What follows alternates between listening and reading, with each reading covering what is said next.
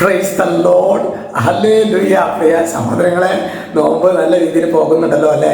ഞാൻ കഴിഞ്ഞ ദിവസം ഒരു സെൻറ് മേരീസ് ധ്യാനകേന്ദ്രത്തിലായിരുന്നു. അവിടുത്തെ ഒരു ശുശ്രൂഷകൻ സംസാരിക്കായിരുന്നു. അച്ഛൻ ഓർക്കുന്നുണ്ട് അച്ഛൻ യൂട്യൂബ് ആദ്യം 2021 നമ്മുടെ സെൻറ് മേരീസ് റിട്രീറ്റ് സെൻ്റർ എന്ന് പറഞ്ഞ ചാനലിൽ ആരംഭിച്ചത്.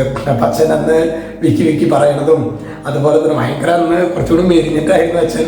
ഇപ്പോൾ കവളൊക്കെ ചെയ്ത് കൊടുത്തിട്ടുണ്ട്, തടിയച്ചിരി ശരീരം വെച്ചിട്ടുണ്ട്, പുഷ്ടിപ്പെട്ടിട്ടുണ്ട് എന്നൊക്കെ പറഞ്ഞ് പുള്ളി പറയും ഇത്ര വർഷങ്ങൾ കഴിഞ്ഞല്ല ഓരോ ദിവസവും അദ്ദേഹം പറയും ഓരോ ദിവസവും ഇത് കാണാറുണ്ട്. ആദ്യം ഈ വർഷം നമ്മൾ ജനുവരി മാസം വരെ നമ്മുടെ സെൻറ് മേരീസ് യൂട്യൂബ് ചാനലിൻ്റെ ഇതിലും, പിന്നെ അതിന് ശേഷമാണ് അച്ഛൻ അവിടുന്ന് സെൻറ്ററിൽ നിന്ന് മാറിയപ്പോൾ പിന്നെ ഹോറ മിനിസ്ട്രിയുടെ കീഴിലും പറയുമായിരുന്നു ഓരോ ദിവസവും അച്ഛാ ശരിക്കും അതൊരു വലിയൊരു ബ്ലെസ്സിങ് ആണ്.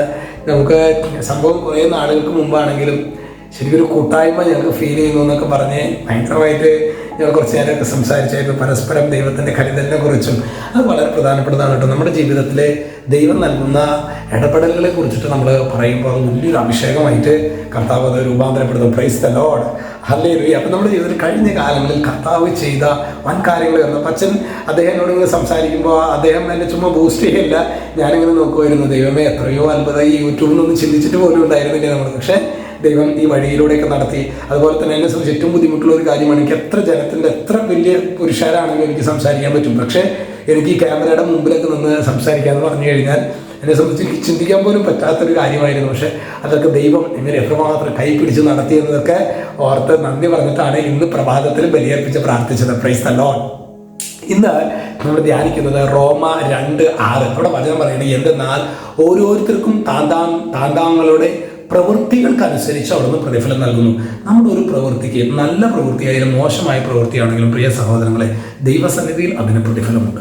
നല്ലതാണെങ്കിലും നല്ലതായ രീതിയിൽ, മോശമാണെങ്കിൽ ദൈവത്തിൻ്റെ സന്നിധിയിൽ പ്രിയ സഹോദരങ്ങളെ അതിന് നമ്മൾ കണക്ക് കൊടുക്കേണ്ടതായിട്ട് വരും. അതുകൊണ്ട് നമ്മൾ ഈ നോമ്പിൻ്റെയൊക്കെ ദിനങ്ങളിൽ നന്നായിട്ട് നോമ്പെടുത്ത് പ്രാർത്ഥിച്ച് ഉപവസിച്ച് പ്രത്യേകിച്ച് ഭക്ഷണ കാര്യങ്ങൾ സോഷ്യൽ മീഡിയയിലൊക്കെ നമ്മളൊന്ന് റെസ്ട്രിക്ഷൻ വെക്കണമെന്ന കാര്യം ഒരിക്കൽ കൂടി അച്ഛൻ ഓർമ്മിപ്പിക്കുകയാണ്. കാരണം വചനം പറയുന്നത് എങ്ങനെയാണ്, ഓരോരുത്തർക്കും താന്താങ്ങളുടെ പ്രവൃത്തികൾക്കനുസരിച്ച് അവിടുന്ന് പ്രതിഫലം നൽകുന്നു. ഹല്ലേലൂയ. അതുകൊണ്ട് നമ്മുടെ പ്രവൃത്തികളൊക്കെ ഏത് രീതിയിലാണ് എന്ന കാര്യത്തിൽ നമുക്ക് ഒരു ആത്മശോധന ചെയ്യാം. ഈശോ എല്ലാവരെയും സമൃദ്ധമായിട്ട് അനുഗ്രഹിക്കട്ടെ. രക്ഷിതാവായ യേശുക്രിസ്തുവിന്റെ നാമത്തിൽ വചനത്തിന്റെ അധികാരത്തിൽ വിശുദ്ധ കുരിശിന്റെ അടയാളത്തിൽ മുദ്ര ചെയ്യുന്നു, ഇപ്പോഴും എപ്പോഴും എന്നേക്കും. ആമേൻ.